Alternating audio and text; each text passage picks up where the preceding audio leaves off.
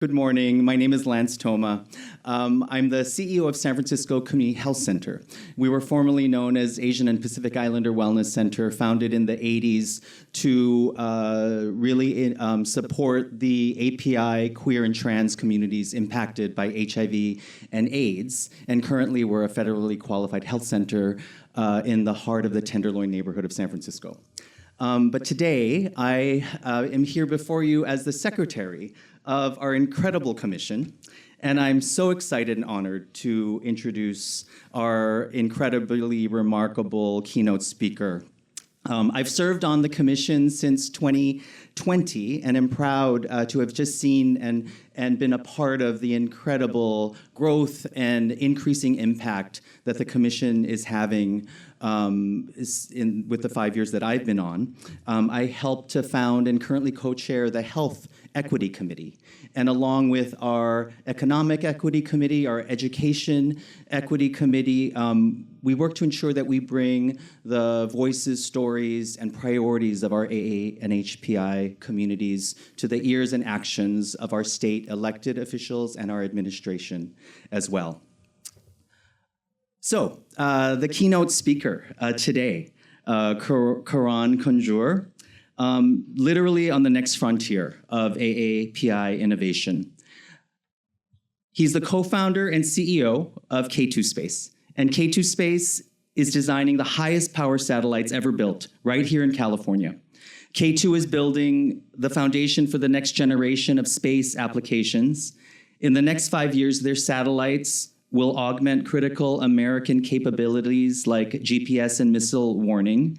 And in the next decade, those same satellites will be the backbone of our exploration across our solar system. Before launching K2 Space, Karan helped to build an artificial intelligence company, scaling it from seed stage to 9-figure exit. He spent nearly a decade at the Boston Consulting Group, launching new businesses and leading complex turnarounds for Fortune 500 companies. His training in mathematics and economics at Northwestern University, and I'm proud to say I'm a fellow alum of Northwestern, but he went on to expand his global perspective at INSEAD, where he earned his MBA.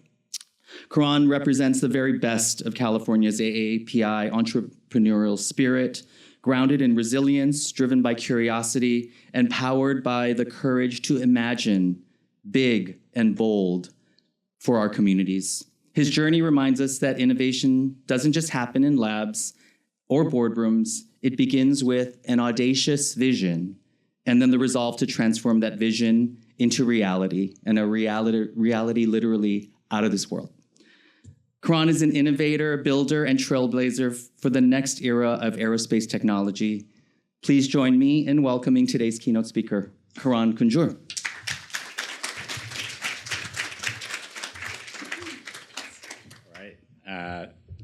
Thanks, Lance. Appreciate meeting another Wildcat that ran away from the Chicago winters, so it's always good.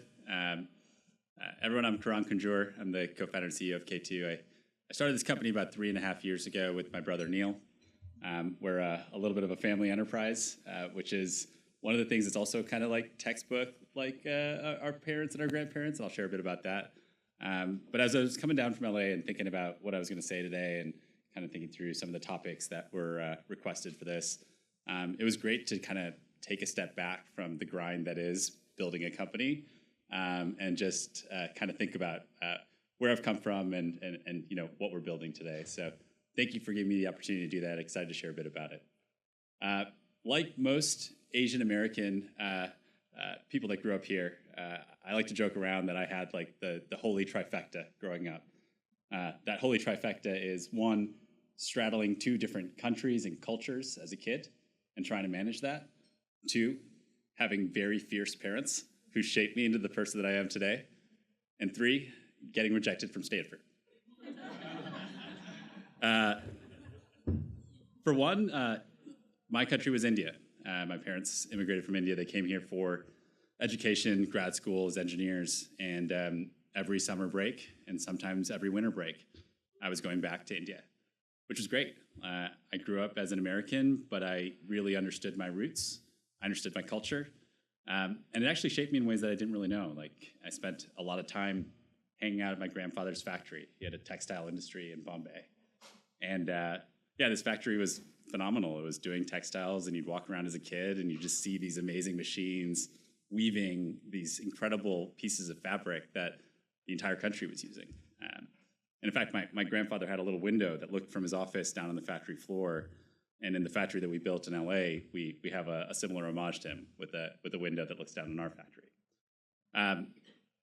Having number two, the fierce parents. So in 7th grade, I had this great plan where, since my mom and my dad both worked, I found a way to watch anime from 3 to about 6:30 p.m. until they came back from the office. And as a result, my grades paid the price. And I vividly remember my mom coming back from a parent-teacher conference where the teacher told her, like, your son's pretty smart, but he hasn't turned in a single piece of homework this quarter. And she was furious, absolutely furious. She quit her job, she stayed at home, and I never got a B again. That wasn't until I got rejected by Stanford. Once I got rejected by Stanford, I was like, man, all the things that I've been working really hard for, maybe grades don't matter and aren't everything. And maybe I should broaden the aperture of like what actually matters in life. Actually, like, set me on a pretty good path. I ended up going to college and going through the hierarchy of the different Asian stereotype careers. So I went from a doctor and then downgraded to being a lawyer, then downgraded to business, and ended there. And it turned out pretty well. So yeah, I mean, I think for me, like the Asian heritage that I have is a part of me. It's a part of what I do, what I'm building. I'm building a company with my brother, trying to replicate what my grandfathers did with their businesses, and actually what my parents did. My parents built their own business as well. It's something I've seen. It's something that's like innate to us, and the combination of my brother and I being able to work well together is kind of our secret power and a big driver of the reason we're able to work so well together. So what we're doing, space. Now, why does space matter? How many of you used Google Maps to get here this morning, or a rideshare app? Each of you, using that application, communicated with one of 31 satellites that is 20,000 kilometers above us.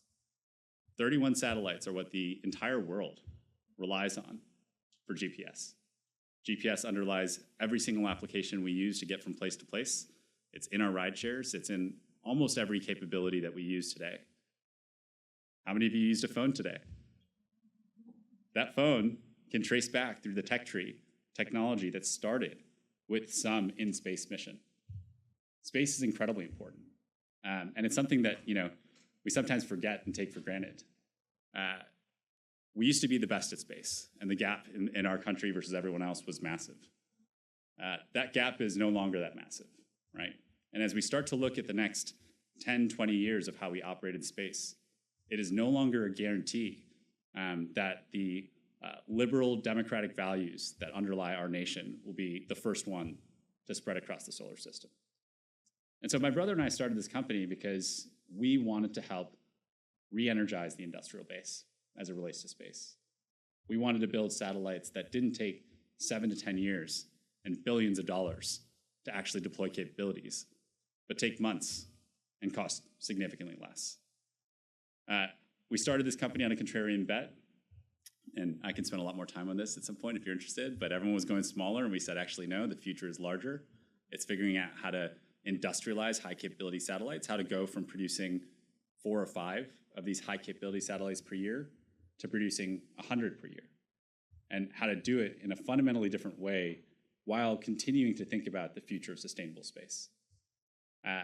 That's what we're building. And we started this with an idea about 3.5 years ago, and in the last 3.5 years, we've gone from my brother and I to, I think 2 years ago, we were about 25 people, to 1 year ago, we were about 80 people, and now we're 170 people, building out of a 180,000 square foot factory in Torrance, California.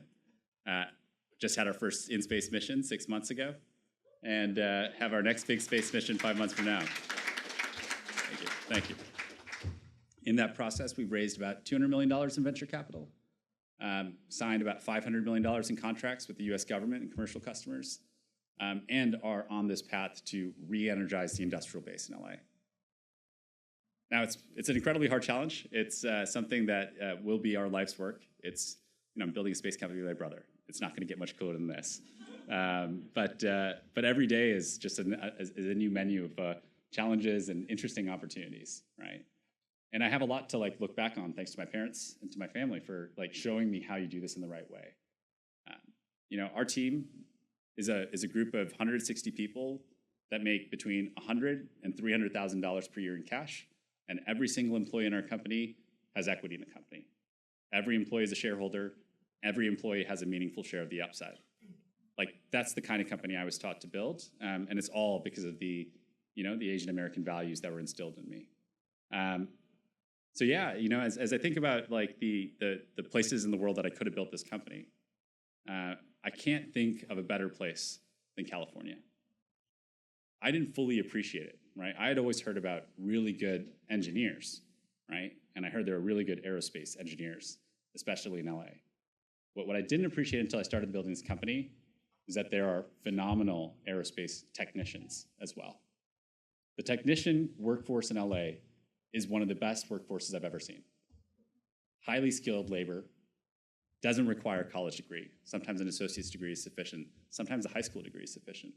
What it requires, as you heard earlier today, is an attention to detail. And there are a lot of people that have attention to detail. And so that's been one of the most fun things to see. Half of our company are these technicians that are making hourly wages, and with that hourly wage, they're pulling in between $100,000 and $175,000 per year plus equity, right? That's the kind of jobs that we need to be creating to be able to sustain the middle class that made this country great. So I don't think people realize that. LA is a phenomenal place, and SoCal in general is a phenomenal place to do aerospace. The talent pool is amazing. I'll give you one interesting story. So the supply chain for aerospace is incredibly complex. It requires 200 different components from all over the country and the world, and all of them have to fit a certain level of performance. Solar cells, right? So we're building satellites that are high power, have giant solar arrays. These solar cells are a critical piece of technology. When we looked across the country, we couldn't find a supplier that could hit the type of performance levels we needed. We found this small spot on the East Coast. Great technology, couldn't scale. They couldn't hire technicians. They couldn't hire the workforce to actually meet the production volumes we needed.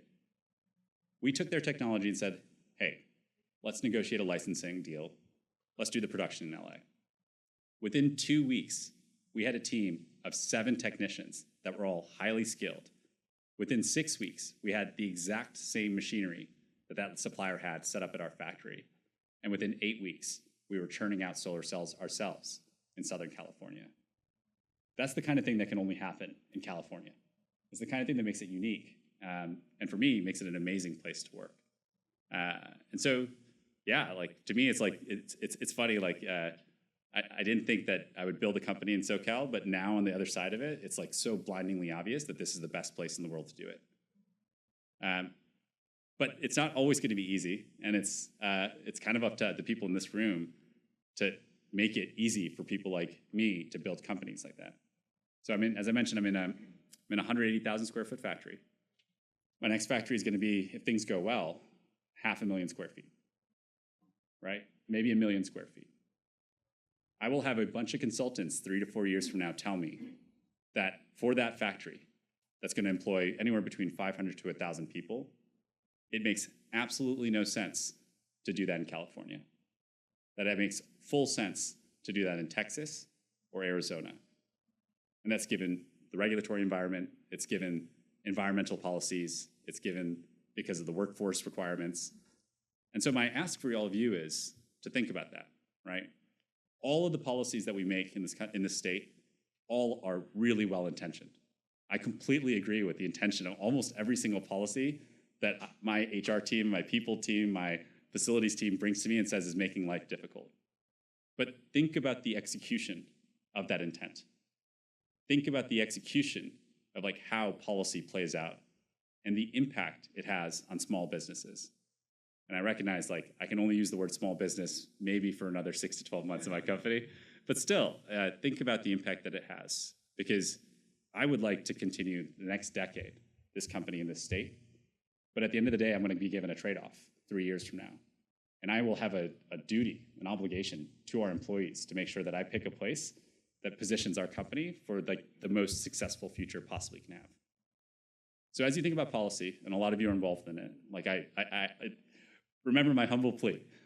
Think about the execution of the policy that you're making, and think about how to make it easier for people like us to build this company.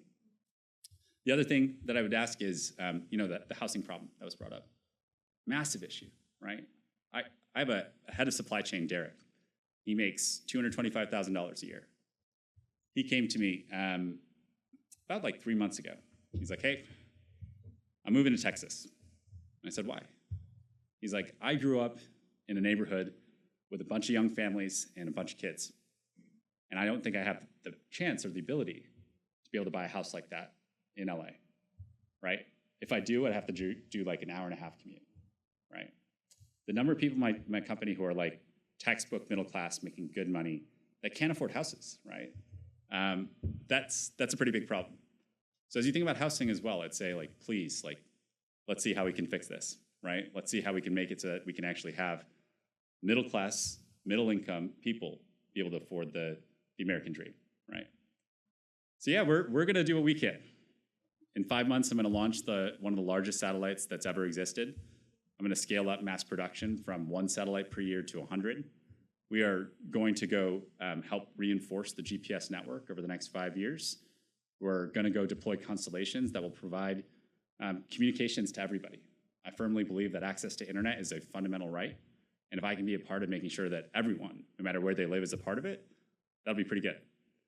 We'll do our part. And I hope that you all, as you think about what you're doing and your policies moving forward, you do your part. Because I'd love 10 years from now to come back here and be like, yeah, the facility in California is rocking and rolling. We're churning out satellites, and we're exploring the solar system together. Thanks, everyone.